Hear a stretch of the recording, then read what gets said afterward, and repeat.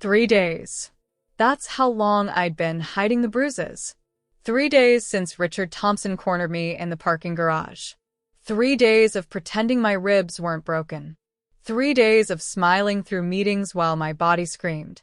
And then, in that boardroom, surrounded by executives who'd looked the other way for months, I collapsed. I didn't know someone was watching. I didn't know Ijun Kim, the most dangerous man in the city, had been observing me for 6 months. I didn't know that the moment I hit the floor, he declared war. Wait, a mafia boss has been secretly watching her for 6 months? And he's about to destroy everyone who hurt her? Oh, this is about to get brutal. Subscribe and hit that notification bell because the revenge that's coming is going to be legendary. You absolutely cannot miss this. I'd always believed that if you worked hard enough, if you were smart enough, if you kept your head down and did excellent work, the system would protect you. I was catastrophically wrong. My name is Amy Cardwell, and I'm a senior financial analyst at Apex Global Industries, one of the most prestigious corporations in the city. Columbia University graduate, summa cum laude. 6 years of exemplary performance reviews. A corner office on the 42nd floor with a view of the harbor. On paper, I had everything. In reality, I was drowning in a nightmare I couldn't escape. Richard Thompson was the VP of Finance, my direct supervisor. 47 years old, married with 3 kids whose photos sat prominently on his desk. Absolutely untouchable thanks to his uncle Thomas Thompson, who sat on the board of directors and wielded more power than the CEO. For 8 months, Richard had been systematically destroying my life. It started so small, I almost convinced myself I was imagining it. Comments about my appearance during budget meetings. Accidentally brushing against me in the elevator. Emails with inappropriate jokes sent late at night with thoughts as the only text. I reported it to HR after the first month.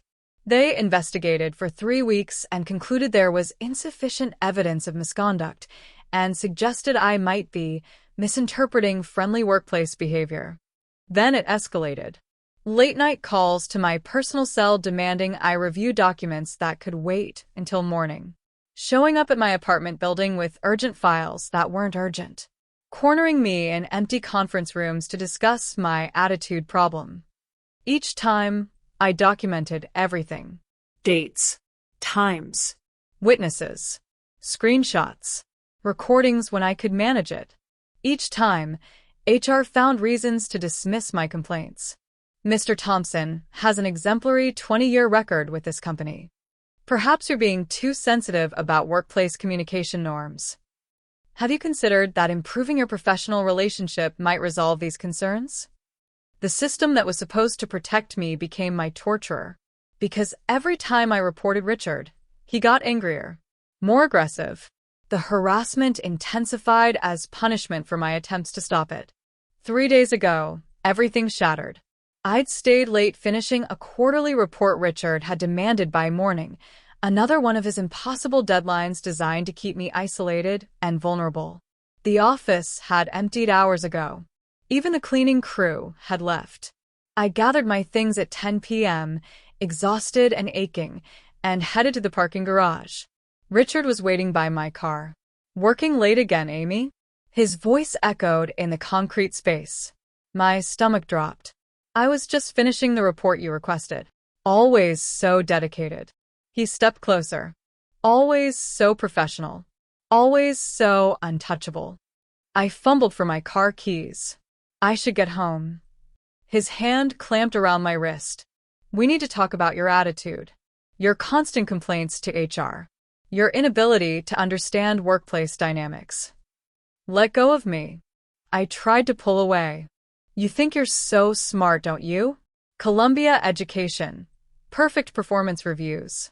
But you don't understand how the world really works." He shoved me backward against a concrete pillar. Pain exploded across my back. "You don't understand that when someone powerful offers you opportunities, you take them. You don't report them to HR like some." "I need him." Hard. He roared, stumbled back, and then grabbed me by the throat. "You bitch. I clawed at his hands. Couldn't breathe. Panic flooded every cell. He slammed me against the pillar again. I heard the crack before I felt it. My ribs. Breaking. The pain was white-hot, blinding, overwhelming. Richard released me suddenly, as if my injury had shocked him back to reality. You made me do this. If you'd just been reasonable. I couldn't respond. Couldn't breathe. Could only slide down the pillar to the cold concrete, clutching my side. He stared at me for a long moment, then straightened his tie. If you report this, I'll make sure you never work in this industry again. My uncle will protect you.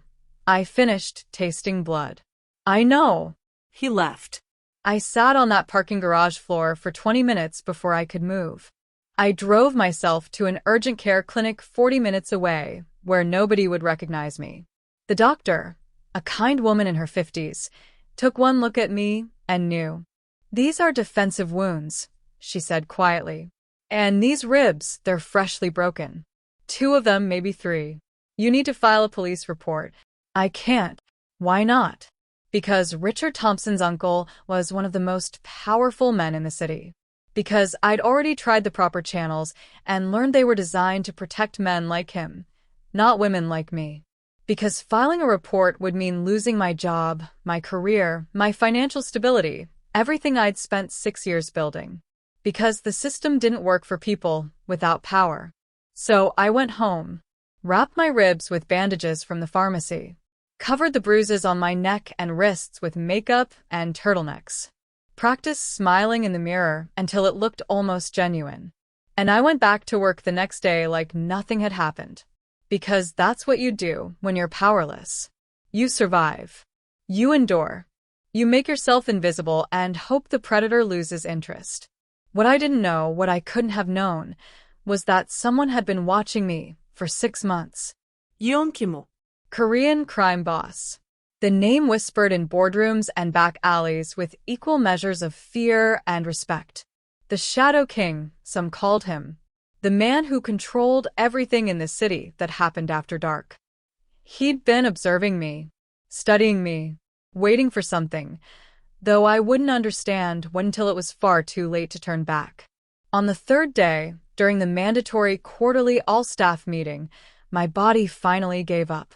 I collapsed in front of 40 executives, including Richard Thompson and Lee-Jun Kim, who'd positioned himself in that meeting for reasons I couldn't have imagined, caught me before I hit the ground. The moment his hands touched me, everything changed. Not just for me. For everyone who'd ever hurt me. Because some women get saved by heroes in shining armor. I got saved by a monster in a tailored suit. And monsters don't believe in forgiveness. They believe in consequences. Day 3 began like the previous 2, with pain and practice deception. I stood in front of my bathroom mirror at 6 a.m., examining my reflection with clinical detachment. The bruises on my neck had deepened from red to purple. The ones on my wrists were yellowing at the edges. The concealer I'd bought, 3 shades darker than my skin tone to properly cover the discoloration, was almost gone. I'd gotten better at this. The application technique. The blending. The way to layer foundation over the concealer without it looking cakey. Skills I'd never wanted to develop. The turtleneck was black today. Professional. Conservative. It covered everything from collarbones to jaw. The blazer over it was structured enough to hide how carefully I was moving, how every breath sent sharp reminders through my ribcage. I practiced my smile. The one that said, "I'm fine, just tired from working late." It looked almost convincing. Almost. My phone buzzed. A text from Jessica Lynn, my only real friend at Apex Global. Running late. Save me a seat at the all-staff meeting? The all-staff meeting. The quarterly review where every senior analyst presented their department's performance. Where Richard would be watching me, measuring whether I'd learned my lesson about complaining. Where I'd have to stand in front of 40 people and pretend my ribs weren't broken. I texted back. Of course. See you there. I gathered my laptop, my presentation notes, and the report Richard had demanded, the one that had kept me late 3 nights ago, the one that had led to everything falling apart. The report was perfect. I'd made sure of it. Every number verified, every projection supported by data, every recommendation backed by market analysis. Because if I failed professionally, Richard won twice. He got to hurt me and ruin my career. I wouldn't give him that satisfaction. The drive to Apex Global took 30 minutes through morning traffic. I gripped the steering wheel carefully, avoiding sharp turns that might jar my ribs. Every pothole sent sharp reminders of what Richard had done. The parking garage made my stomach clench. The same concrete pillars. The same fluorescent lighting. The spot where I'd slid down to the floor, unable to breathe, tasting blood. I parked on a different level. Took the elevator directly to the 42nd floor. Richard was already at his desk when I passed his office. He looked up, met my eyes, and smiled. Not apologetic. Not guilty. Just satisfied. Like he'd proven something. I kept walking. My office was at the end of the hall, smaller than Richard's, but with the harbor view I'd earned through 6 years of excellence. I closed the door, set down my things, and allowed myself 30 seconds to clutch my side and breathe through the pain. 30 seconds. That's all I could afford. Then I opened my laptop and reviewed my presentation one final time. The all-staff meeting was scheduled for 10 a.m. in the main conference room, the big one with floor-to-ceiling windows and a view of the harbor. 40 chairs arranged theater-style facing a podium and projection screen. I arrived 15 minutes early, as always, and claimed a seat near the back where I could observe without being observed. Other analysts trickled in. Jessica arrived 10 minutes late, flustered and apologetic, sliding into the seat I'd saved. "Thank you," she whispered. "The subway was a nightmare." "No problem." She studied my face. "You okay? You look tired." "Just didn't sleep well." "The Thompson report?"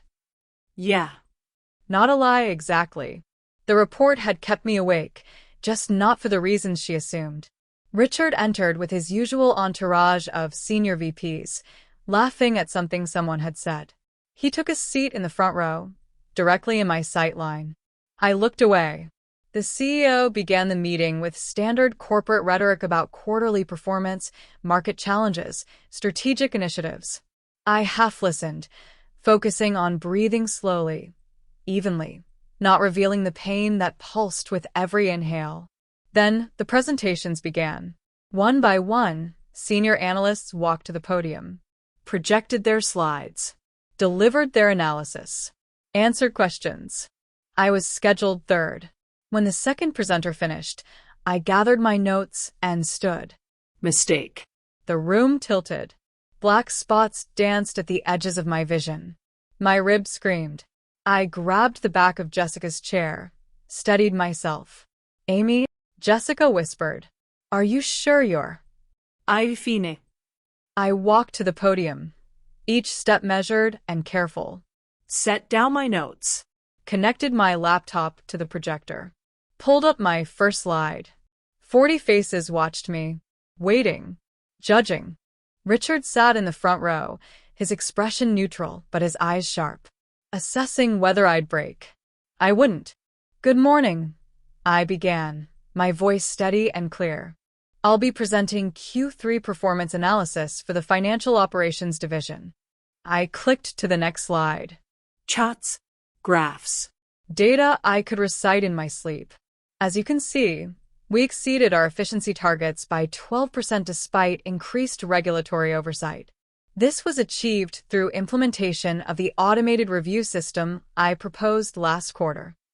I moved through the presentation with practiced precision, highlighted successes, acknowledged challenges, proposed solutions for Q4. It was good. I knew it was good. 6 years of experience, all my Columbia training, distilled into 15 minutes of flawless analysis. Richard knew it too.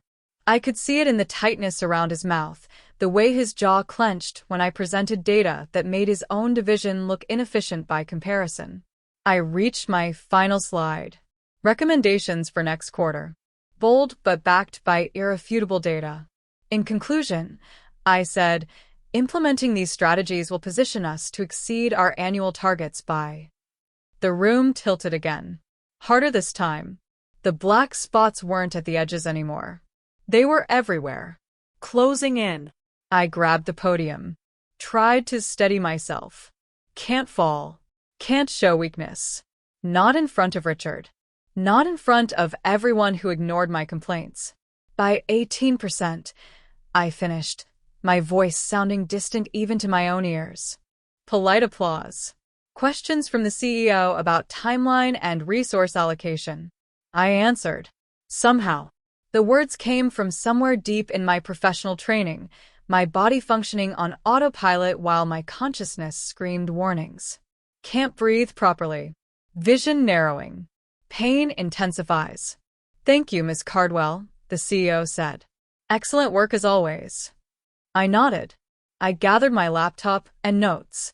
Turned to walk back to my seat. The room spun. I reached for a chair back. Missed. Gravity pulled me down, and I thought, this is it. This is how they finally see everything I've been hiding. But I never hit the floor. Strong arms caught me mid-fall, held me with surprising gentleness, given their obvious strength. A voice, accented and impossibly calm. I've got you. I looked up through my fading vision into the face of the most beautiful man I'd ever seen. Sharp cheekbones. Dark eyes that seemed to see everything. Black hair swept back from a face that belonged on magazine covers, not in corporate boardrooms. And something else. Something in those eyes that made every survival instinct I possess scream warnings. Danger. Power.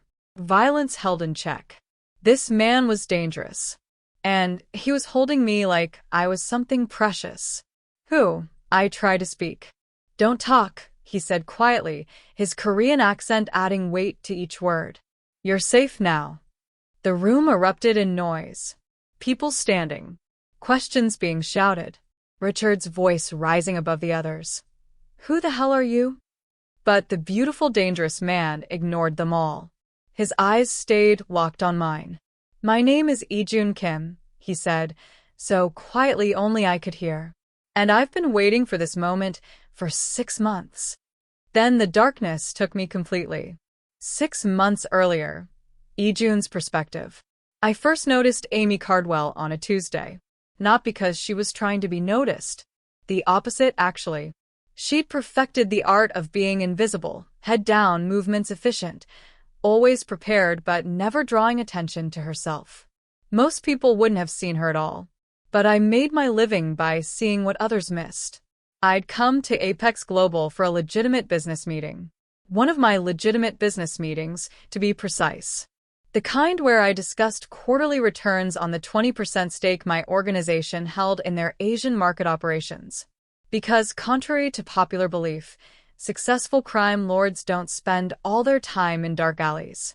We spend most of our time in boardrooms, making money look legal. The meeting had been standard. Boring. Numbers and projections and corporate doublespeak that all meant the same thing. We were making obscene amounts of money, and everyone wanted to keep it that way. I'd been leaving when I saw her. A black woman in her late 20s, moving through the lobby with quick, precise steps. Conservative suit. Minimal jewelry. Hair pulled back in a neat bun. Reading a report on her tablet while walking, so focused she nearly collided with the executive who wasn't watching where he was going. She apologized. Even though it wasn't her fault. The executive didn't acknowledge her. Just walked past like she didn't exist. She went back to reading her report without missing a step. Something about that moment caught my attention. The combination of competence and invisibility. The way she carried herself, confident in her abilities, but constantly minimizing her presence. I knew that particular survival strategy. I'd used it myself once a long time ago. David, I said to my second-in-command as we walked to the car. Find out who that woman was. David Park raised an eyebrow. Which woman? The one reading the report. Conservative suit. Lobby level, heading toward the elevators. Boss, we don't usually. I know what we usually do. Do it anyway. By the end of the day, David had a complete file. Amy Cardwell, 28, Columbia graduate, finance degree with honors. Employed at Apex Global for 6 years, currently senior financial analyst. Exemplary performance reviews. Specialization in operational efficiency and risk management. No criminal record. No red flags. No visible weaknesses. On paper, she was exactly what she appeared to be, a brilliant analyst who kept her head down and did excellent work. But I didn't build an empire by accepting surface appearances. Dig deeper, I told David. Something about her doesn't match. Match what? The way she made herself invisible. People only develop that skill when they need it. It took 2 weeks to find the first HR complaint. Sexual harassment. Filed against her supervisor, Richard Thompson. Dismissed as insufficient evidence. Then another complaint, 3 months later. Same supervisor. Same result. Then another. And another. By the time David finished his investigation, we had a clear picture. Amy Cardwell was brilliant, diligent, and trapped in a nightmare. Thompson's protected, David reported. Uncle on the board. Family connections going back 3 generations. Untouchable through official channels. No one's untouchable. Boss, we don't usually interfere in corporate politics. I know what we usually do, I interrupted. But this is different. Why? Because when I looked at Amy Cardwell's file, I saw my sister. Sue Jean had been a promising medical student. Brilliant. Dedicated. With a future so bright it hurt to look at. Until her attending physician decided she was his property. Harassed her for months. Assaulted her when she refused his advances. When she reported him, the hospital protected him. Called her a liar. Destroyed her reputation. She took her own life 3 months later. I was 23. Still building my organization. Still learning how power worked in this city. I learned too late to save her. But maybe not too late to save someone else. Set up surveillance, I told David. I want to know everything. Where she goes, who she talks to, how Thompson's escalating. Everything. This is going to take resources. Use them. And if Thompson notices, he won't. We're ghosts, remember? So we watched. For 6 months, I observed Amy Cardwell through security feeds, surveillance reports, and occasional personal observation. Watched her arrive early and leave late. Watched her excel at her job while her supervisor took credit for her work. Watched her file complaint after complaint, each one dismissed by an HR department more interested in protecting the company than its employees. Watched her make herself smaller and quieter, hoping that invisibility would keep her safe. It wouldn't. I knew that. Men like Richard Thompson didn't stop. They escalated. They tested boundaries until they found the breaking point. I'd seen it before. With my sister. With dozens of other women whose cases had crossed my path over the years. The pattern was always the same. Boss, David said one morning, reviewing overnight surveillance. Thompson's escalating. He followed her home last night. Waited outside her building for 40 minutes. He's building up to something. Should we intervene? Not yet. If we move too early, we save her from one attack but leave the structure intact. He'll just find another victim. And if we wait too long, we won't. 3 days later, David called me at midnight. Boss, we have a problem. Thompson cornered her in the parking garage. He paused. There was an altercation. She's hurt. My hands clenched around my phone. How badly? Broken ribs, from what our surveillance could determine. She drove herself to an urgent care clinic across town. Didn't file a police report. Of course she didn't. Because she'd learned that the system wouldn't protect her. Where is she now? Home. She's been there for 2 hours. Lights on, no movement visible. Maintain surveillance. If Thompson goes near her building. Understood. I sat in my office, staring at the city lights, thinking about choices and consequences. I could let this play out naturally. Let Amy handle it however she chose. Stay out of it, Maintain the distance I'd kept for 6 months. But distance meant Sujin all over again.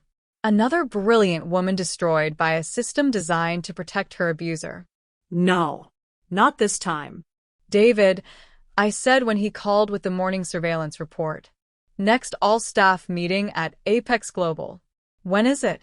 Thursday. 2 days from now. Get me into that meeting. I don't care how. Use our board connections, claim a business review, whatever works. You're going to intervene. I'm going to be there. If she needs me. And if she doesn't, then I'm just another executive sitting through a boring meeting. But David, I looked at Amy's file one more time, at the brilliant woman being crushed by a corrupt system. I think she's going to need me. Thursday morning, I sat in the back row of Apex Global's main conference room, dressed in a 3-piece suit that cost more than most people's monthly salary, watching Amy Cardwell try to survive.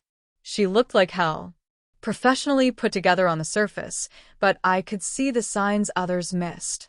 The careful way she moved, the turtleneck in spring weather, the makeup slightly heavier than her usual style. She was hiding injuries, and she was about to present in front of 40 people, including her abuser. Richard Thompson sat in the front row, watching her with an expression I'd seen before. Satisfaction mixed with ownership. The look of a predator who'd established dominance. My hands clenched. David, sitting beside me, leaned over. Boss, are you sure about this? No. But I'm doing it anyway. Amy walked to the podium. Steady steps despite obvious pain. Head held high despite the fear I could read in every microexpression. She was magnificent. For 15 minutes, she delivered a presentation that should have earned her Richard Thompson's job. Brilliant analysis.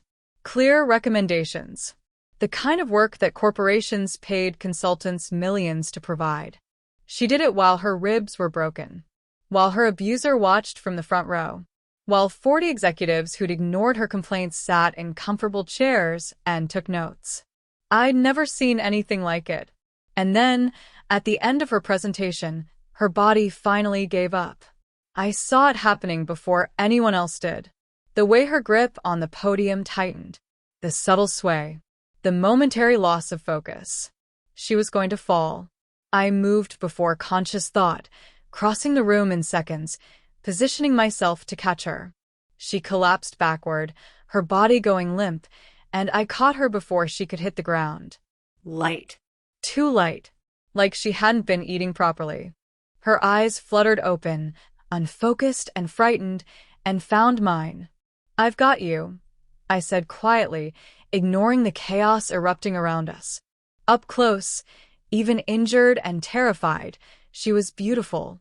Delicate features. Intelligence in her eyes, even through the pain and confusion. The kind of beauty that came from inner strength, not cosmetics. Who? She tried to speak. Don't talk. You're safe now. Richard Thompson's voice cut through the noise. Who the hell are you? I looked at him then. Really looked at him. Let him see exactly what I was. He went pale. Good. Fear was a start. My name is Ijun Kim, I said, loud enough for the room to hear. And I'm taking her to get medical attention. You can't just, the CO started. Watch me. I lifted Amy into my arms, easy despite her height, and carried her out of the conference room. David followed, already on his phone. Cars pulling up now. Where are we taking her? My personal physician. Dr. Monroe's clinic. Private, discreet, and actually competent. Boss, this is going to cause complications. It already has. The question is what we do about them. I looked down at Amy's unconscious face, at the woman I'd been watching for 6 months, and made a decision that would change both our lives. I was done watching from the shadows. It was time to bring some light, even if that light came from fire. I woke up in unfamiliar luxury. The first thing I registered was softness. Not my apartment's cheap mattress that never quite supported my back properly, but something expensive. Memory foam, or maybe those fancy European mattresses rich people bought. The second thing was the absence of pain. Not gone exactly, but muted, distant, like my ribs were wrapped in cotton. Medication. I was on pain medication. That thought jerked me toward full consciousness. My eyes snapped open. The ceiling above me was painted cream with crown molding. Not apartment ceiling. Not hospital ceiling. Where was I? I tried to sit up. Failed. My ribs protested immediately despite whatever drugs were in my system. Easy. A woman's voice, calm and professional. Don't try to move yet. A figure materialized beside the bed. 50s, Korean, wearing a white coat over designer clothes. Doctor, my brain supplied. But not a hospital doctor. My name is Dr. Sarah Monroe, the woman said, sitting in a chair positioned perfectly for bedside consultation. You collapsed at your office 3 hours ago. Mr. Kim brought you here. Mr. Kim, the beautiful, dangerous man who'd caught me. Yeon Kimo. Memory flooded back. The meeting. My presentation. The room tilting. Strong arms catching me mid-fall. Where is here? My voice came out rough. Mr. Kim's residence. The penthouse. Dr. Monroe pulled out a tablet. I've been treating you. Would you like to know what I found? Yes. 2 broken ribs, left side, partially healed but not properly set. Extensive bruising on your torso, neck, and wrists. Mild concussion, approximately 3 days old. Signs of prolonged stress and inadequate nutrition. She looked up from the tablet, her eyes sharp. Ms. Cardwell, these are defensive wounds. These injuries tell a very specific story. My throat closed. I need to ask you something, and I need you to answer honestly, Dr. Monroe continued gently. Did someone do this to you? Yes. The word sat on my tongue, 3 letters that would confirm what her medical expertise had already concluded. But saying it out loud meant, what? Police reports? Corporate investigations? The same HR department that had failed me 4 times? I can't. It's okay. Dr. Monroe set down the tablet. You don't have to tell me right now. But Amy, these ribs need to be properly treated. You've been trying to function with broken bones for 3 days. That's dangerous. If one of them punctures your lung. I know. I did know. I'd read all the warnings on medical websites at 2 a.m. when I couldn't sleep through the pain. I didn't know what else to do. Well, you're here now. Let me help you. Over the next hour, Dr. Monroe rewrapped my ribs properly, gave me a thorough examination, and hooked me up to N4 for fluids and stronger pain medication. Through it all, she didn't push, didn't demand answers, just provided calm, competent medical care. You'll need to stay relatively immobile for at least a week, she said finally. Those ribs need time to heal properly. No work, no stress, just rest. I can't take a week off work. I have reports due, presentations. Ms. Cardwell, you collapsed in front of 40 people. I think your employer will understand if you take medical leave. My employer, Apex Global, Richard Thompson. Oh God. My presentation, I said suddenly. Did I finish it? According to Mr. Kim, you finished it brilliantly before collapsing. He was quite impressed. Mr. Kim. Yeon Kimo. The man who'd caught me. The man who'd been sitting in the back of the all-staff meeting for reasons I didn't understand. Where is he? I asked. In his office. Would you like me to get him? Yes.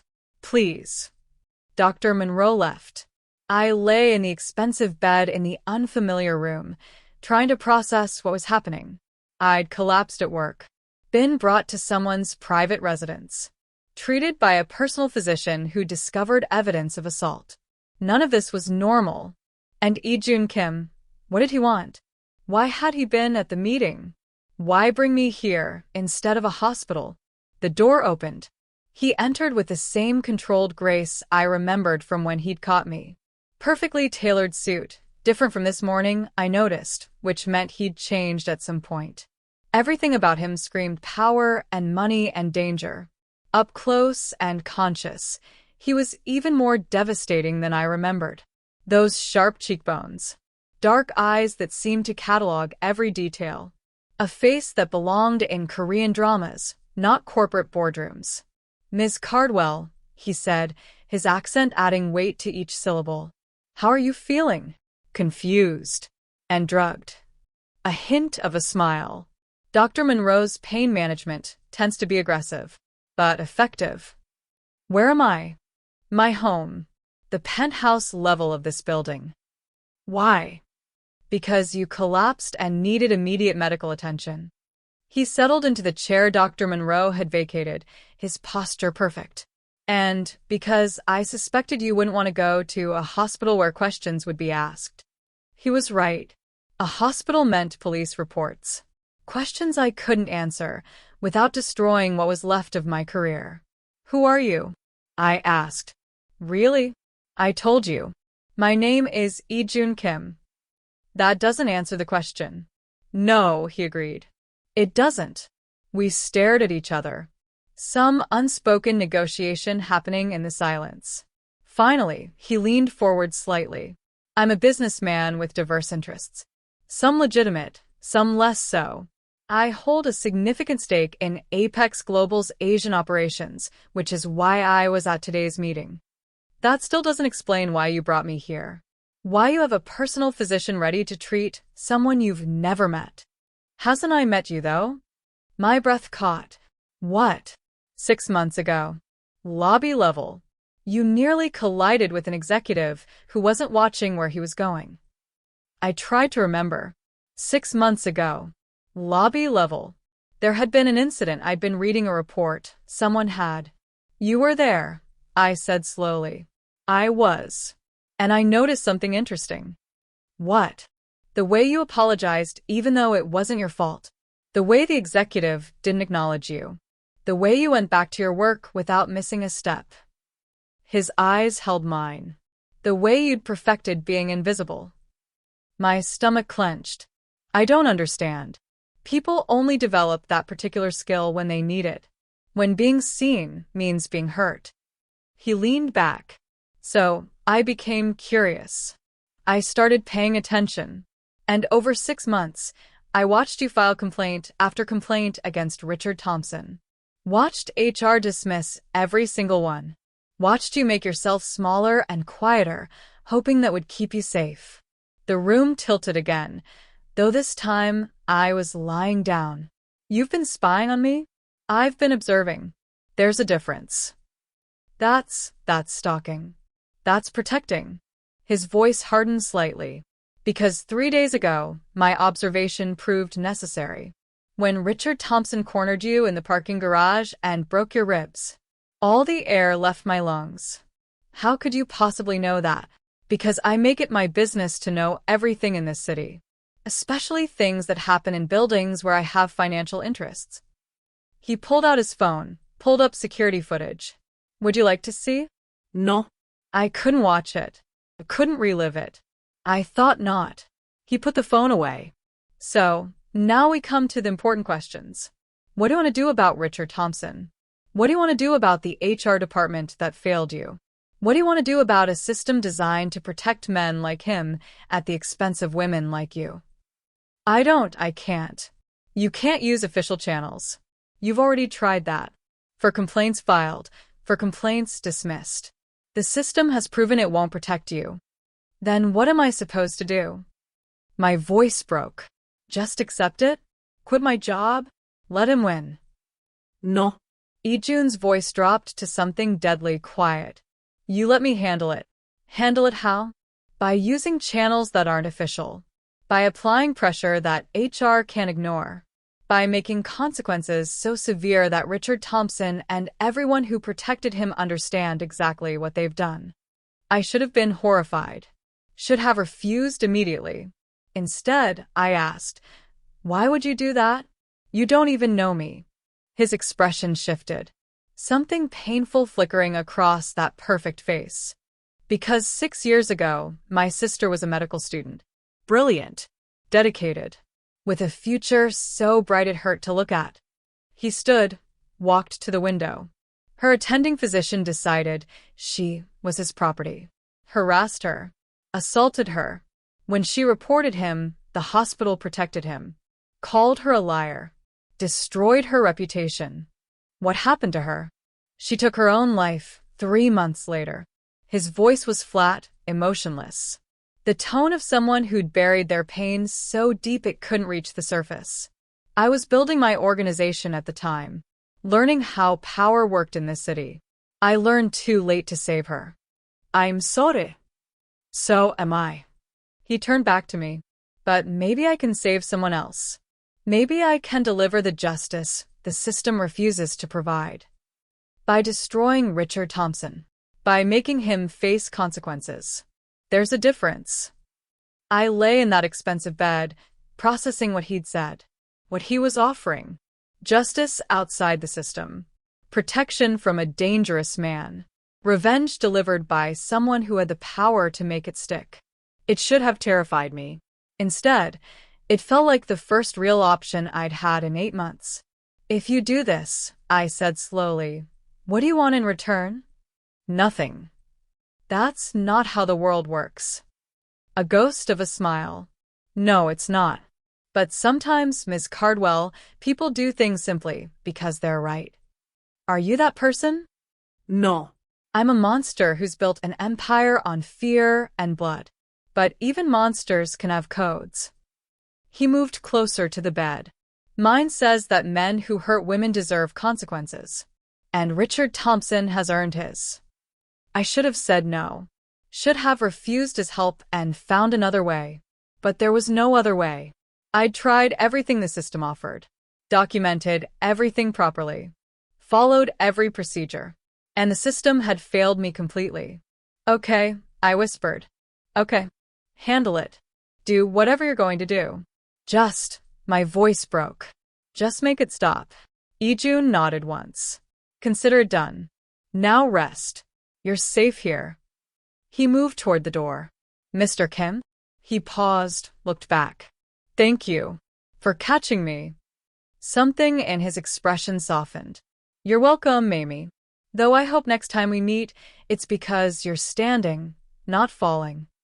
Then he was gone, leaving me alone with painkillers and luxury and the terrifying realization that I'd just accepted help from a monster. And I didn't regret it at all. Hold up. He's been watching her for 6 months? He sees her intelligence when everyone else overlooks her?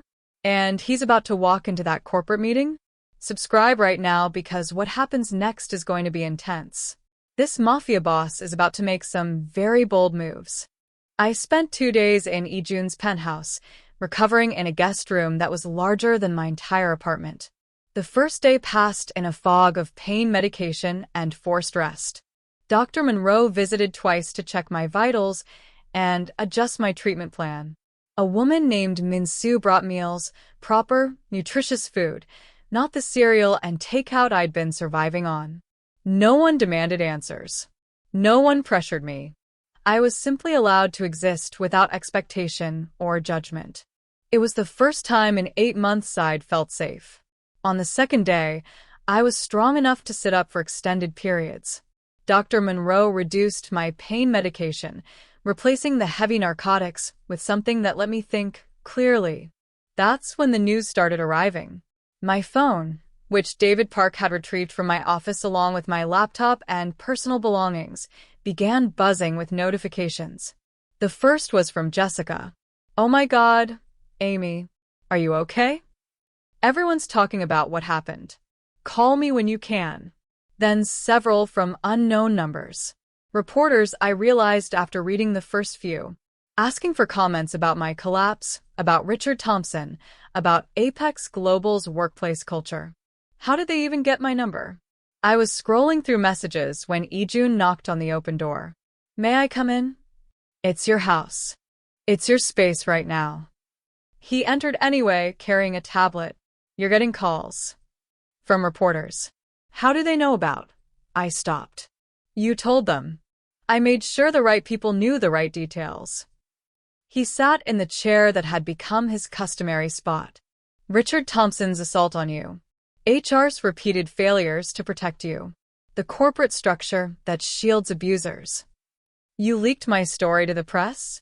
I leaked the facts. What they do with them is their choice. I should have been angry.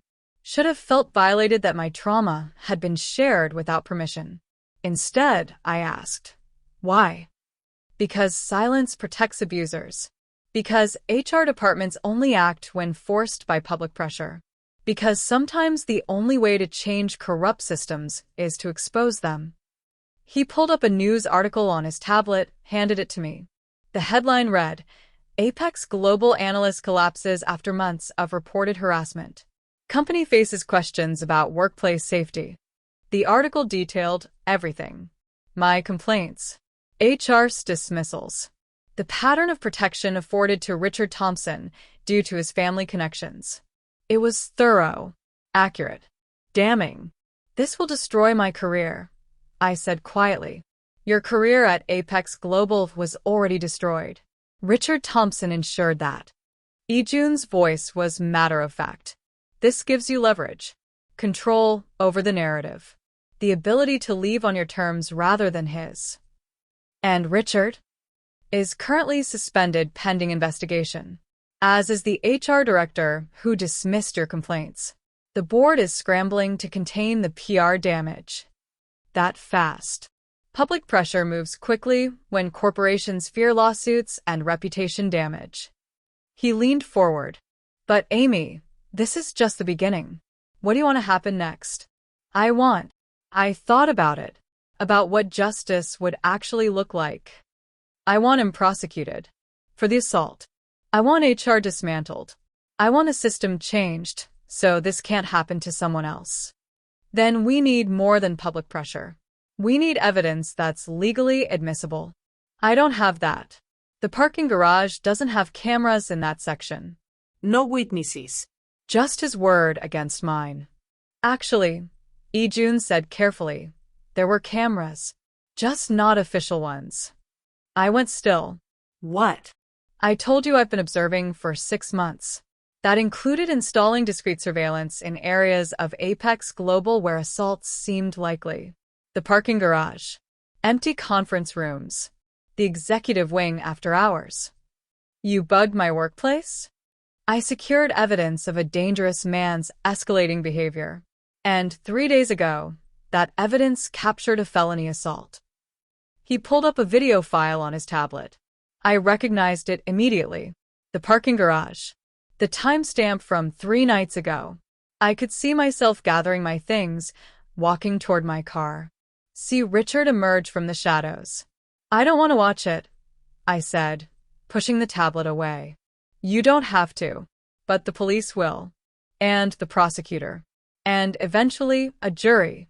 Ijun's voice was gentle. This video, combined with your medical records from Dr. Monroe and the urgent care clinic, builds an undeniable case. He'll claim it was consensual, that we were having an affair, and I'm lying. He can claim whatever he wants. The video shows you fighting back, shows him slamming you against concrete, shows you sliding down to the floor while he straightens his tie and leaves. Ijun's eyes hardened. No jury will see that as consensual. Hope and fear warred in my chest. If I pursue this, if I press charges, he'll use his uncle's connections to destroy me. Thomas Thompson has influence everywhere. Had influence everywhere, Ijun corrected. Past tense. What did you do? Let's just say that Thomas Thompson's business interests have become very complicated in the past 48 hours. Financial irregularities discovered. Offshore accounts investigated. Former business partners suddenly remembering very specific details about very specific transactions. I stared at him. You're destroying his uncle too. I'm exposing corruption. The destruction is merely a consequence. He stood, moved to the window. Amy, men like Richard Thompson and his uncle operate with impunity because they've built protective structures around themselves. Family connections. Corporate hierarchies. Systems designed to shield them from consequences. So, you're tearing down those structures. I'm applying pressure until they collapse under their own corruption. There's a difference. Is there? He turned back to me, and for the first time, I saw something like uncertainty in his expression. I don't know, he admitted. I've spent 10 years building power in this city. I've done things that would horrify you, hurt people, destroyed lives, all in service of maintaining control. Then why help me? Because my sister's face haunts me every time I see an institutional system fail someone vulnerable. Because I couldn't save her, but maybe I can save someone else. Because he stopped, seemed to reconsider his words. Because you deserve justice, and I have the power to deliver it. We looked at each other across the expensive room. Two people from completely different worlds, connected by trauma and corruption, and the failure of systems meant to protect. What happens now? I asked. Now you decide. Press charges using the evidence I've gathered, knowing it will be messy and public and traumatic. Or walk away. Take the settlement Apex Global's lawyers are already preparing and rebuild your life somewhere else. Settlement. They're terrified of a lawsuit. They'll offer you significant money to go away quietly. Enough to never work again, if you don't want to. A few weeks ago, that would have sounded like victory. Financial security. Escape from Apex Global. Freedom from Richard Thompson. But now, drugged and recovering in a crime lord's penthouse, having watched my abuser's protective structures begin to crumble, it felt like capitulation. Like letting them buy my silence. If I take the settlement, Richard goes free. Probably. The criminal case will be harder without your cooperation. Not impossible, but harder. And if I press charges? If I testify? Then you'll spend months reliving the worst moments of your life in depositions, hearings, and eventually trial. You'll be cross-examined by defense attorneys paid to destroy your credibility.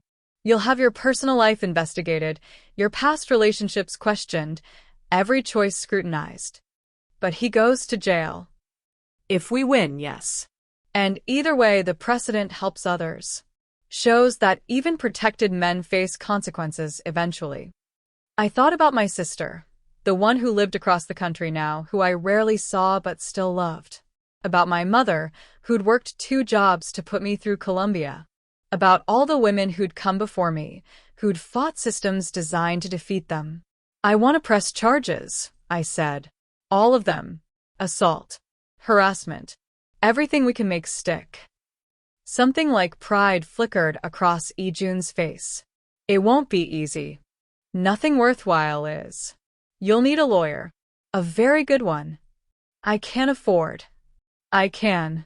And before you argue about accepting help from me, remember that I'm the one who created this situation by exposing your story. The least I can do is ensure you have proper representation. He was right. I hated that he was right. Fine. But I pay you back. Eventually. If you insist.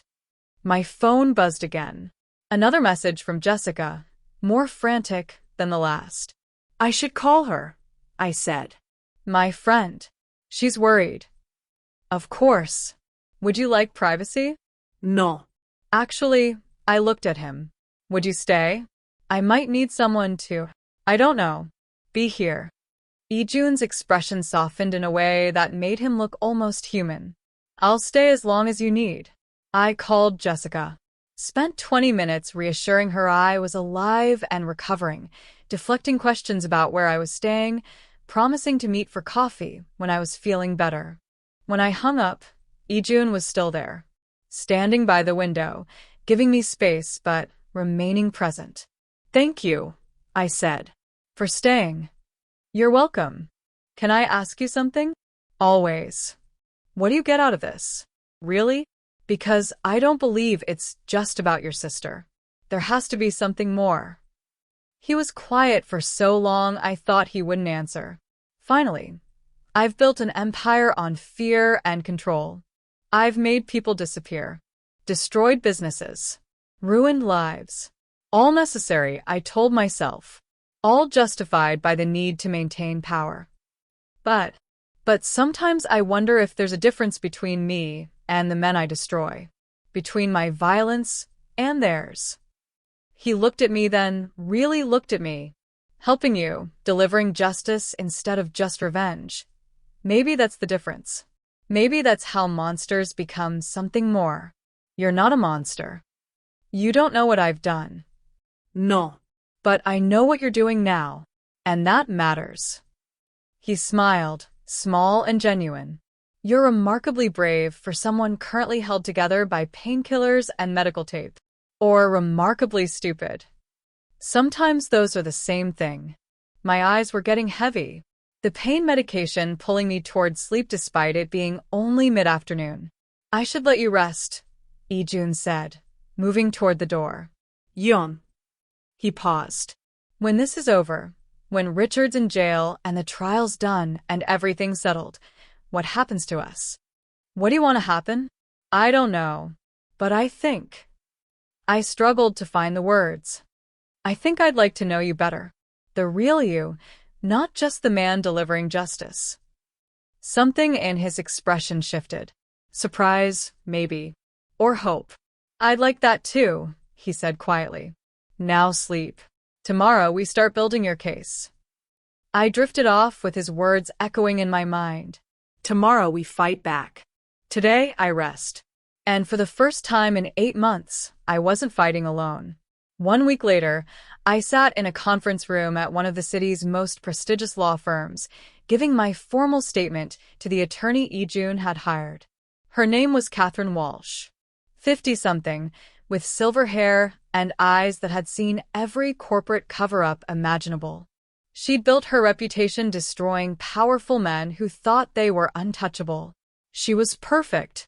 Let's start from the beginning, Catherine said, her recorder running.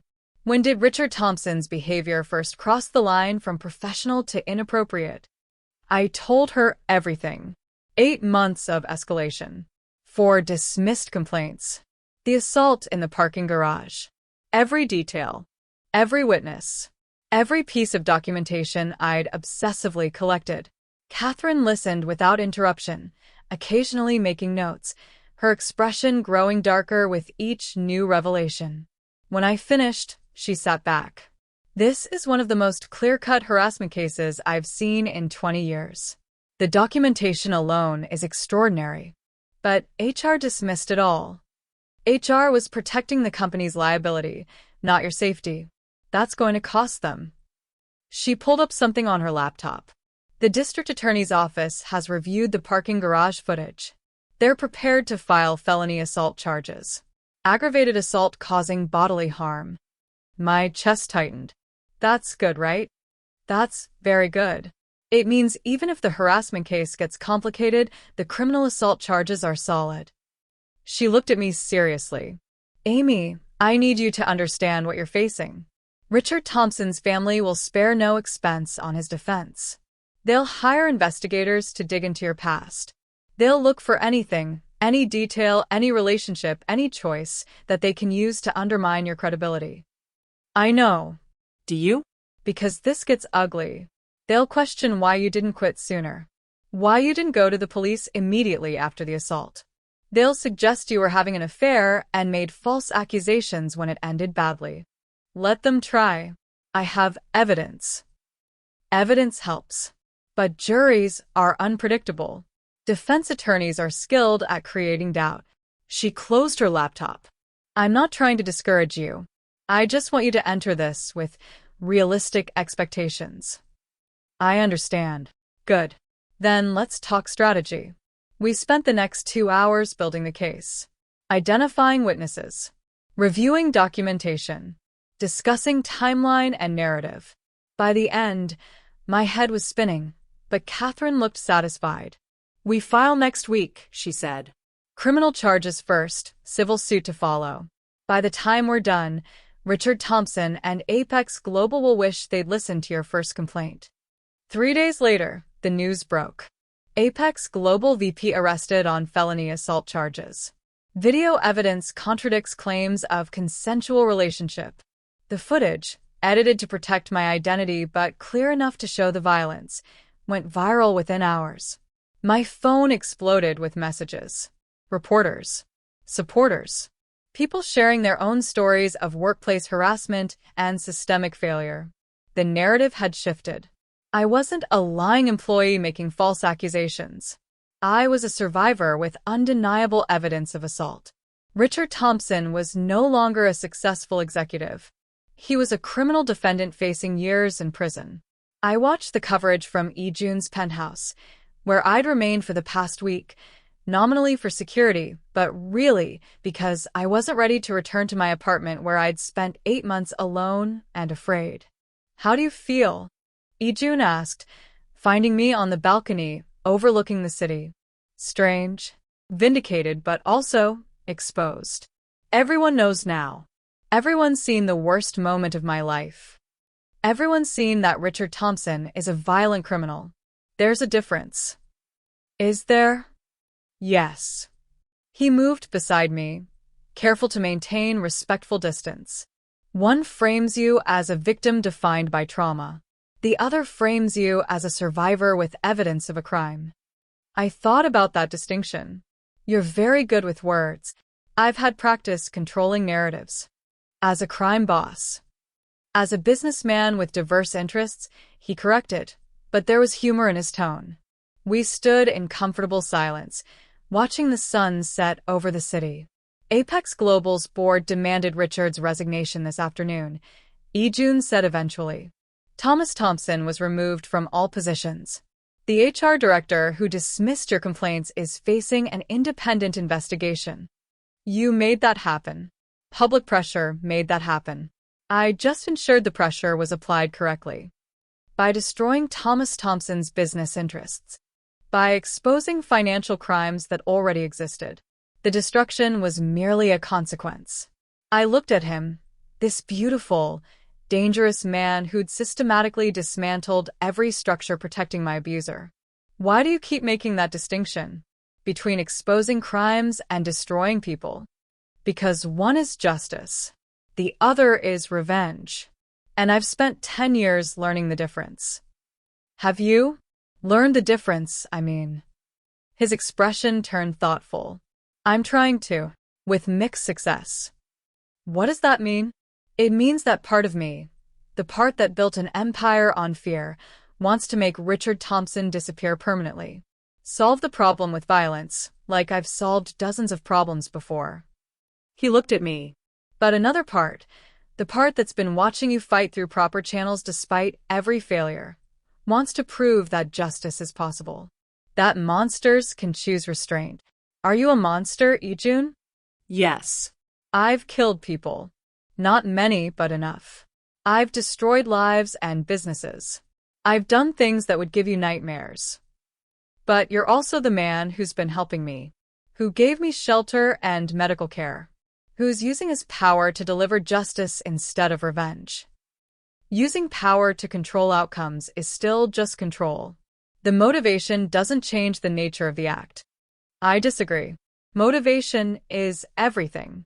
It's the difference between assault and self-defense, between murder and protection. He smiled slightly. You should have been a lawyer. I thought about it before I fell in love with numbers. Why numbers? Because they don't lie. They don't have hidden motives or complicated ethics. They just are. Is that what appeals to you? Clarity. It used to. Before I learned that clear numbers can be used to justify unclear purposes. I looked back at the city. Richard Thompson's division had excellent performance numbers. That's how he stayed protected. His results looked good on paper, so everyone overlooked how he treated people. Numbers without context are just data. Context is what makes them meaningful. Like you're providing context to Richard's crimes? Exactly like that. My phone buzzed. A text from Catherine. DA wants to meet tomorrow. They're moving forward with charges. This is happening. I showed June. How do you feel? He asked again. Terrified. Hopeful. Angry that it took a crime boss's intervention to get justice when the system should have worked in the first place. The system works for people with power. You didn't have power until I provided it. That's a depressing truth. Most truths about power are depressing. He turned to face me fully. Amy, I need to tell you something. About what comes next. My stomach clenched. What? Once the trial begins, there will be attempts to discredit you. Defense investigators will look at everyone in your life, including me. They'll discover my background, the criminal organization, the violence, the things I've done. And they'll use it against me. They'll suggest you're being manipulated by a crime boss, that I have ulterior motives, that this entire case is somehow part of a larger scheme. Do you? Have ulterior motives? He was quiet for a long moment. My motive is justice. But I'd be lying if I said I didn't have personal reasons for wanting to help you. What personal reasons? You remind me that people can survive impossible situations with their integrity intact. That brilliance and strength can coexist with vulnerability. That, he stopped, seemed to choose his words carefully. That even someone like me can be drawn to someone like you. The air between us shifted. Drawn to me, I repeated carefully. As in I've spent 6 months observing you professionally and the past week knowing you personally, and I've discovered that watching someone from a distance is very different from being near them. Talking with them. Seeing how they think and process and refuse to be defeated. Yeon. I'm not asking for anything, he interrupted quickly. You're recovering from trauma. You're building a legal case. The last thing you need is pressure from me. I'm simply being honest about my motivations as promised. I thought about the past week. The careful way he'd maintained distance while remaining present. The respect he'd shown for my space and autonomy. The way he listened when I talked about anything legal strategy, favorite books, childhood memories, like every word mattered. What if I wanted there to be pressure? I asked quietly. His eyes widened slightly. Amy, I'm not saying I want a relationship. I don't know what I want yet. But I am saying that I'd like to explore whatever this is. Between us.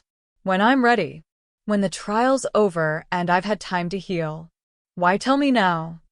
Because you were honest about your feelings. I owe you the same courtesy. I smiled. Also because defense attorneys are going to imply there's something between us anyway. Might as well make sure we're on the same page about what that something is. And what is it? I don't know yet, but I'd like to find out. Ijun's expression, usually so controlled, showed genuine emotion, relief, Hope. something tender that made him look almost vulnerable. When you're ready, he said. When you've healed and the trial is over and you have space to make choices without pressure. Until then, I'm just your friend who happens to have extensive criminal connections. Friend with extensive criminal connections. I like that description. It's accurate, if not flattering. We stood on the balcony as night fell over the city, two people from completely different worlds finding unexpected connection in shared trauma and the pursuit of justice. Tomorrow, I'd meet with the district attorney. Start building the criminal case that would hopefully put Richard Thompson in prison.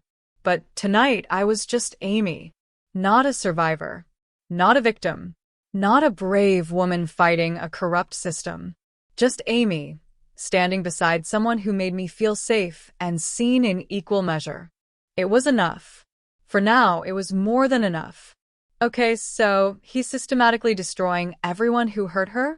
The HR director's gone, Richard's arrested, and Ijun's not even close to done? Subscribe because this revenge arc is about to get comprehensive. And wait until you see what happens when the trial actually starts. 2 weeks later, I was strong enough to return to my apartment. Dr. Monroe cleared me medically. Catherine confirmed I'd given all necessary statements for now. The preliminary hearing was scheduled for next month. I had no reason to stay at Ijun's penthouse, except that I didn't want to leave. You don't have to go, Ijun said when I mentioned leaving. This space is yours for as long as you need it. I can't stay here forever. People will talk. People are already talking. Defense attorneys are already building narratives about our relationship. Leaving now won't change that. He was right. Richard's legal team had already filed motions suggesting I was being manipulated by known criminal elements for purposes unclear to the court. My relationship with Ijun, whatever it was already being weaponized. I need to prove I have agency, I said. That I'm making my own choices. Staying here undermines that. Does it? Or does leaving because you're afraid of what people think actually undermine your agency more? I hadn't thought of it that way. What do you want me to do? I asked.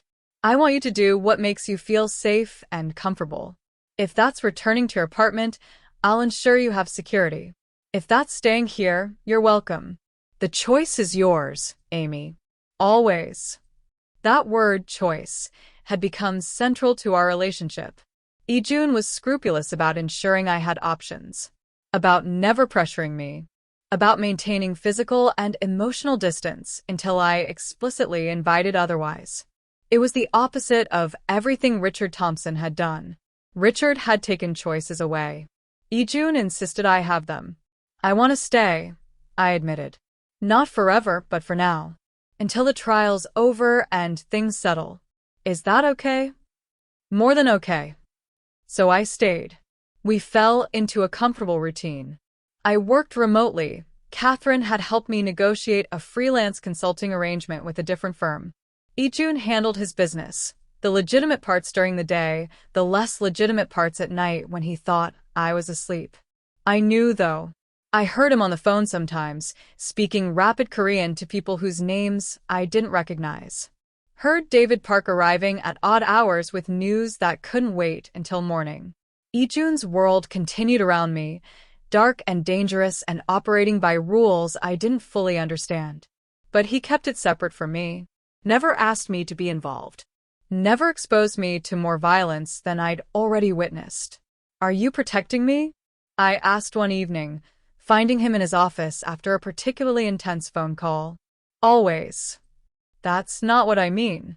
Are you keeping your business away from me because you think I can't handle it? He set down his phone. I'm keeping my business away from you because you shouldn't have to handle it. This is my world, Amy. My choices. My consequences. You're recovering from trauma. You're building a legal case. The last thing you need is exposure to more violence. But if this becomes something more, I'll need to understand your world. What you do. Who you are when I'm not watching. Do you want to know? Yes. He studied me for a long moment. Then he pulled out a folder. This is tonight's business. A dispute between two of my subsidiary operations. One thinks the other is encroaching on territory. Both are demanding I arbitrate. How do you usually handle that? I review the territorial agreements, determine who's right, and enforce my decision. Sometimes that enforcement is financial. Sometimes it's more direct. Direct meaning violent. Direct meaning consequences that ensure future compliance. Violence is a tool, not a goal. I thought about that distinction. Show me the agreements. Let me review the dispute. Amy, you said I could understand your world if I wanted to. I want to. Show me how you make decisions. He hesitated, then spread the documents across his desk. For the next hour, I reviewed territorial agreements, operational boundaries, and competing claims. Applied the same analytical skills I'd used for financial reports at Apex Global. The second operation is wrong, I said finally. The agreement is clear. They have access to this area only after midnight. They've been operating during evening hours, which violates the terms. That's my conclusion, too. So, what's your enforcement? Financial penalty plus public correction. They pay reparations to the first operation, and I make it known throughout my organization that they violated terms. Public shame ensures future compliance. That's remarkably civilized for a criminal organization. He smiled. Most of my business is civilized. The violence is rare. Necessary sometimes, but rare. When is it necessary? When someone becomes a threat to my people. When diplomacy fails, and the alternative is letting predators operate unchecked. When he stopped. When someone like Richard Thompson needs to understand there are consequences. Are you planning to hurt Richard? No. That's what the legal system is for. I'm simply ensuring he has no resources to escape justice. No family connections to manipulate outcomes. No protective structures to hide behind. by destroying those structures, by exposing their corruption. The destruction is merely a consequence, I finished. You say that a lot. Because it's true. I don't create corruption. I simply reveal it and let natural consequences follow. I looked at the documents spread across his desk. At this glimpse into his world, the world I'd been protected from, but was now choosing to understand. I want to help, I said. Help how? With this. Your business. The legitimate parts, at least. I'm a financial analyst, June. I can review operations, identify inefficiencies, suggest improvements. Let me contribute something beyond just accepting your help. You don't owe me. I know. That's not why I'm offering. I'm offering because sitting around waiting for the trial is driving me crazy. Because I need to feel useful. Because I met his eyes. Because I want to be part of your world, not just someone you protect from it. Something shifted in his expression. Surprise. Respect. Something warmer. If you're certain. I am. Then starting tomorrow, you have access to my legitimate business operations. Review whatever you want. Suggest whatever changes you think are necessary. Your insights will be valuable. And the less legitimate operations? Those remain separate. For your protection, not because I don't trust you. Fair enough. He stood, moved closer, still maintaining respectful distance, but close enough that I could feel his presence. Amy, I need to tell you something. Okay. Over the past 2 weeks, having you here, talking with you, learning how you think, it's been the most normal I've felt in years. And I know that's complicated. I know you're recovering from trauma, and I'm a criminal, and this entire situation is ethically complex. But I'm drawn to you in ways I didn't expect. Not just physically, though you're beautiful, but intellectually, emotionally, the way you process information, the way you refuse to be defined by what happened to you, the way you see patterns others miss. My heart was hammered. Yeon. I'm not asking for anything, he continued quickly. I'm just being honest about where I am, so you can make informed choices about where you want this to go. I thought about the past 2 weeks, about the careful way he'd respected my space, about the conversations that lasted hours, about the way he looked at me sometimes, like I was something precious he was afraid to break. I'm drawn to you too, I admitted. And you're right, it's complicated. I'm still processing trauma. You're still a crime boss. The power dynamic is inherently unequal. Yes. But I also think maybe that's not insurmountable. Maybe 2 broken people can figure out how to be whole together. Maybe accepting help doesn't mean losing agency. What are you saying? I'm saying I want to explore this. Whatever this is. When I'm ready. When the trial's over and I've had more time to heal. But I also want you to know that I'm thinking about it. About you. About us. June reached out slowly, giving me time to pull away, and gently touched my face. When you're ready, he said softly. When you're whole. When you have every option, and you still choose me. That's when I'll allow myself to hope this is real. It already feels real. Then we'll take it slowly. Let you heal. Let the trial happen. Let you discover who you are beyond survival. And then we'll see if a monster and a survivor can build something together. I leaned into his touch, just for a moment, letting myself feel safe and wanted and respected. I think we can, I whispered. So do I. We stood like that for a long moment, 2 people finding unexpected connection in impossible circumstances. Tomorrow, I'd start reviewing his business operations. Next month, I'd face Richard Thompson in court. But tonight, I'd taken another step toward reclaiming my life. Toward building something new from the ashes of what was destroyed. Toward choosing my own path, with eyes wide open and agency intact. And June would be there, not controlling the journey, but walking beside me. It was terrifying and exhilarating in equal measure. I wouldn't have wanted it any other way. The preliminary hearing was scheduled for a Tuesday morning. I'd prepared for weeks. Reviewed testimony with Catherine. Practice staying calm under pressure. Mentally rehearsed every possible question defense attorneys might ask. I thought I was ready. I wasn't ready for Thomas Thompson to make his move. It happened 2 days before the hearing. I was in Ijun's home office, reviewing quarterly projections for one of his shipping companies, when David Park burst through the door. Boss, we have a problem. Multiple vehicles approaching. Armed. They're not ours. Ijun was on his feet instantly. How many? 6 vehicles. At least 20 men. Professional. Mercenaries. Ijun's voice went cold. Thomas Thompson hired mercenaries. My stomach dropped. What? David, initiate Protocol 7. Get everyone to safe positions. Where's Amy's security detail? 2 floors down. Bring them up. She doesn't leave my sight. Ijun moved to his desk, unlocked a drawer, pulled out a handgun. Amy with me. Now. What's happening? Thomas Thompson is making a desperate move. He's going to try to silence you before the hearing. Ijun grabbed my arm, not roughly but firmly, and pulled me toward a reinforced door I never noticed. This leads to a secure room. You'll stay there until this is handled. I'm not hiding while you fight. Yes, you are. This isn't negotiable. He opened the door, revealed a small room with monitors showing every angle of the building. David will stay with you. Don't open this door for anyone except me or our people. Understand? Yeon. Understand. His voice turned commanding.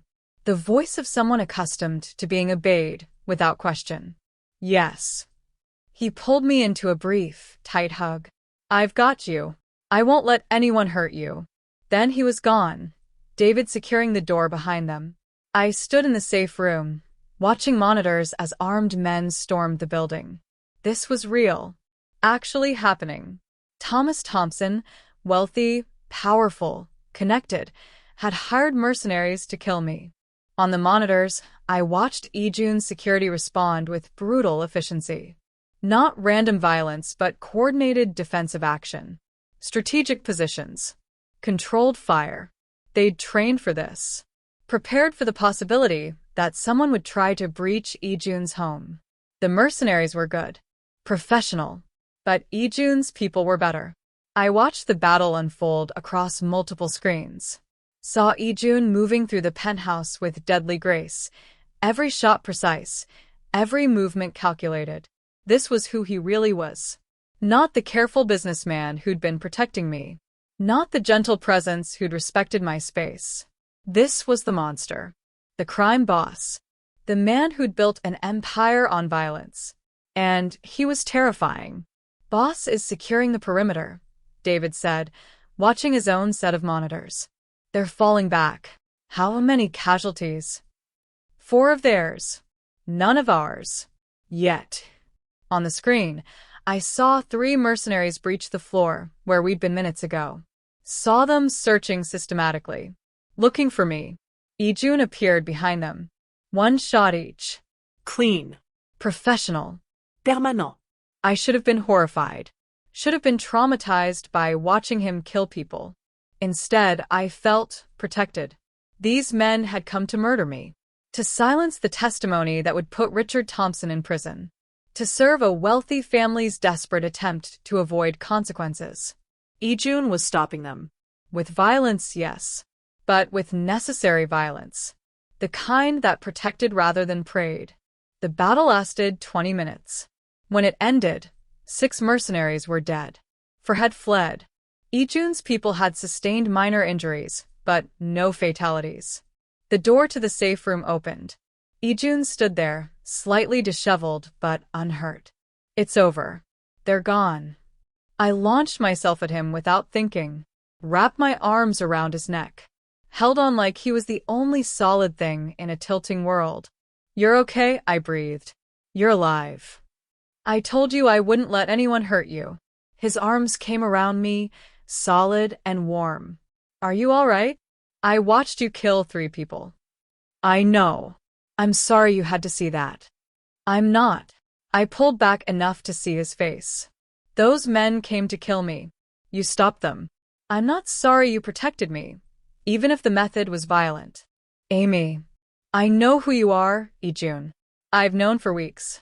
And I'm choosing to be here, anyway. To accept your protection. To build something with you despite the violence that comes with your world. You watched me kill people and you're still, he stopped, seemed unable to finish the thought. Still here? Still choosing you? Yes. I touched his face. Because context matters. Because motivation matters. Because the difference between a monster and a protector is who they're willing to hurt and why. He kissed me then. Not gentle. Not careful. But desperate and relieved and grateful. I kissed him back with equal intensity, pouring weeks of tension and fear and growing connection into the contact. When we finally broke apart, both breathing hard, David cleared his throat pointedly. Boss, police are en route. We need to handle this scene before they arrive. Ijun nodded, visibly pulling himself together. Standard procedure. Self-defense, which it was. Amy was the target. We protected her. Catherine's already been called. On her way. Good. Ijun looked at me. You'll need to give a statement. Tell them exactly what happened. That Thomas Thompson hired mercenaries to silence you before the hearing. Will they believe me? They will when they run IDs on the dead mercenaries and discover Thomas Thompson's financial connections to their employer. He smiled grimly. I had David tracking his movements for weeks. We have documentation of every transaction. You knew this might happen. I suspected. Thomas Thompson is desperate. Desperate men make predictable moves. So you prepared. I always prepare. He touched my face gently. And I always protect what's mine. Yours. If you'll have me. After everything. After watching me kill people and knowing what I'm capable of. I thought about it. About the violence I'd witnessed. About the world I was choosing to enter. About the complicated, dangerous, beautiful man who declared war on my behalf. Yes, I said simply. I'll have you. His expression transformed. Relief. Joy. Something tender that made the monster look almost human. When you're ready. When the trial's over. I'm ready now. I've been ready since you caught me. I kissed him again, softer this time. I choose you, Ijun Kim, monster and all. I choose you too, Amy Cardwell, brilliance and all. David cleared his throat again, louder this time. This is touching, really, but we have a crime scene to manage and police arriving in approximately 6 minutes. Ijun laughed, the first genuine laugh I'd ever heard from him, and pulled me close one more time. Later, he promised. When this is handled, we'll talk about what comes next. I'm holding you to that. Good. The next few hours were chaotic. Police. Statements. Catherine arrives and immediately takes control of the legal narrative. News vans outside the building. But through it all, Ijun stayed beside me. Not hovering, not controlling, just present. By midnight, the basic facts were established. Mercenaries hired by Thomas Thompson had attempted to murder me before I could testify. Ijun's security had defended his property and his guest. Self-defense, clear and documented. Thomas Thompson was arrested within hours. His desperate gambit had backfired spectacularly. This changes everything, Catherine said when we finally had privacy. Thomas Thompson hiring mercenaries to commit murder? That's conspiracy, attempted murder, witness intimidation. He's going to prison. And Richard? Richard's entire defense just collapsed. Good, I said simply. Catherine studied me. You're different. Something changed. I watched Ijun kill people to protect me. And I realized I'm tired of being the victim who needs saving. I want to be the woman who stands beside him. Who faces danger instead of hiding from it. That's a significant shift. I'm done being afraid. Done letting powerful men control my life through fear. Richard tried. His uncle tried. They both failed. And now, Now I testify. I put them both in prison. And then I figure out how to build a life with a man who understands that real power isn't about controlling others. It's about protecting what matters. Catherine smiled. Good. Because that testimony is happening in 3 days. The judge moved up the hearing given the assassination attempt. 3 days. 3 days until I faced Richard Thompson in court. 3 days until I delivered the justice the system had refused to provide for 8 months. 3 days until I proved that even powerful men face consequences eventually. I was ready. More than ready. I was done being the woman who collapsed. Time to be the woman who stands. The courtroom was packed. Media in every available seat. Supporters wearing purple, the color for domestic violence awareness. And in the front row, Ijun Kim, dressed in a perfectly tailored suit, his expression calm but his eyes promising violence to anyone who threatened me. I walked to the witness stand in a navy blue suit Catherine had helped me choose. Professional. Competent. The visual opposite of the broken woman Richard Thompson had left on the parking garage floor. Richard sat at the defense table, thinner than I remembered, his expensive lawyers flanking him like shields. He wouldn't meet my eyes. Good. Let him be afraid. Ms. Cardwell, the prosecutor began. Can you tell the court about your employment at Apex Global Industries? For the next 3 hours, I told my story. Every detail. Every complaint. Every failure of the system meant to protect me. The defense attorneys tried to shake me. Suggested I'd misinterpreted friendly workplace behavior. Implied I'd had a consensual affair that turned vindictive. I remained calm. Referred to my documentation. Let the facts speak for themselves. When they showed the parking garage footage, the assault that had started all of this, the courtroom went silent. You could see everything. Richard's aggression. My attempts to defend myself. The moment my ribs broke. His casual departure, while I lay on the ground. There was no ambiguity. No room for interpretation. It was exactly what it looked like, felony assault. The defense would have you believe this was a consensual encounter gone wrong, the prosecutor said in closing arguments. But the video shows Ms. Cardwell fighting back. Shows her being slammed against concrete. Shows her clutching her side in obvious pain while her attacker straightens his tie and leaves.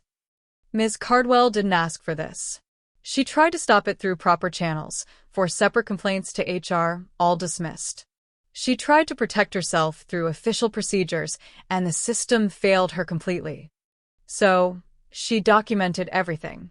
Endured 8 months of escalating harassment.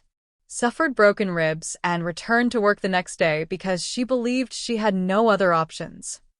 That changes today. Today, we hold Richard Thompson accountable. Today, we tell survivors that evidence matters more than connections. That justice is possible even when systems fail. The jury deliberated for 90 minutes. Guilty on all charges. Felony assault. Aggravated harassment. Witness intimidation. Richard Thompson was sentenced to 8 years in prison. His uncle Thomas Thompson, facing separate charges for hiring mercenaries, received 15 years. The HR director who dismissed my complaints lost her license and faced civil suits from 3 other women who'd filed complaints that were similarly dismissed. Apex Global's CEO resigned under pressure. The board implemented sweeping reforms. Corporate policy changed throughout the industry. One woman's testimony. One case. Ripple effects that would help countless others. 3 months later, I stood in Ijun's office at his legitimate headquarters, the building that housed his legal operations. I was now CFO of Kim Industries. Official title. Official position. Using my Columbia degree and 6 years of experience to help him transition more operations to legitimate enterprises. It was challenging work. Meaningful work. Work that made me feel competent and valued. The quarterly projections look good, Ijun said, reviewing my report. You've increased efficiency by 18% while maintaining all security protocols. I told you I was good at numbers. You're good at everything. He stood, came around the desk, pulled me into his arms. How are you? Really? Good. Better than good, actually. For the first time in my life, I feel powerful. Not because someone gave me power, but because I claimed it. You've earned it. We've earned it. Together. I kissed him. I couldn't have done this alone. You could have. You're stronger than you know. I just provided resources. You provided more than that. You provided belief. The kind of unwavering support that let me remember who I was beyond the trauma. Speaking of which, Ijun pulled out a small box. I have something for you. Yum. It's not what you think. Open it. Inside was a key. Not to his penthouse, I already had that. To something else. It's to the office next to mine, he explained. Your own space. For the consulting firm you mentioned starting. My own firm? You're too brilliant to work for me forever. Though I hope you'll keep Kim Industries as a client. He smiled. This is your choice, Amy. Stay here as CFO, or build your own company. Either way, I support you. I looked at the key, at the choice he was offering, at the man who understood that real love meant supporting someone's growth, not controlling it. I want both, I said. CFO part-time. My own consulting firm part-time. Both worlds. No more hiding. Then both worlds you'll have. We stood in his office, our office now, looking out over the city we'd both fought to survive in. Thank you, I said quietly, for catching me, for declaring war, for showing me that accepting help doesn't mean losing myself. Thank you for choosing me, for seeing past the monster to whatever's underneath, for teaching me that power without restraint is just tyranny. Are you still a monster? Probably. But I'm your monster now, and that makes all the difference. I laughed, genuine and free. My monster. I like that. Good. Because you're stuck with me. Promise. Promise. 1 year later, the charity gala was my idea. A fundraiser for workplace harassment survivors. Legal aid. Counseling services. Corporate reform initiatives. Ijun had provided the venue, his largest legitimate property, and the connections. I'd done everything else. 200 people attended, including several women whose cases had been inspired by mine. Women who'd found courage to come forward, who'd documented abuse, who'd demanded accountability. The system was changing. Slowly. Imperfectly, but changing. You did this, Ijun said, watching me work the room with ease. You changed an entire system. We did this. Together. I provided resources. You provided vision. And you provided protection when the system tried to silence me. I took his hand. We're partners. That means shared credit. Catherine Walsh approached, looking pleased. Amy, the mayor wants to discuss expanding these programs citywide. He's very impressed. Tell him I'll take the meeting. Next week. Perfect. After Catherine left, Ijun pulled me aside. Next week you're meeting with the mayor. Last month you testified before the state legislature. You've become a public figure. Is that a problem? For me? No. For my less legitimate operations? Potentially. Having a high-profile partner makes certain aspects of my business more complicated. Then make those aspects less complicated. Go fully legitimate. You have the resources. I've been considering it. Consider faster. Because I'm not going back to hiding. I'm not making myself smaller to fit someone else's comfort level. Not even yours. He laughed. I wouldn't ask you to. I'm just adjusting to having a partner who's more famous than I am. You're a crime boss. You're supposed to stay anonymous. Former crime boss. I'm transitioning to controversial businessman with a complicated past. Is that the new euphemism? I'm testing it out. I pulled him onto the dance floor as the orchestra played something slow and romantic. Thank you, I said, for letting me fall, and for catching me, and for teaching me that sometimes survival means choosing the right darkness. Thank you for choosing me despite my darkness, for seeing potential for light. He held me close. I love you, Amy Cardwell. I love you too, Ijun Kim. Monster and all. We danced as the gala continued around us, survivors and allies, supporters and reformers, all working toward a world where systems actually protected the vulnerable. I'd collapsed in a boardroom a year ago, broken and afraid.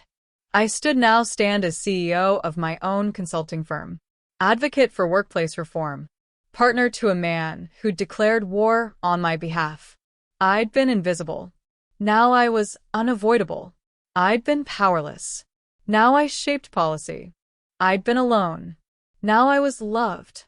They say you shouldn't make deals with monsters. But I'd learned that sometimes the monster is the only one honest enough to show you the world as it really is. That real power comes from choosing your own path, not accepting the one forced upon you.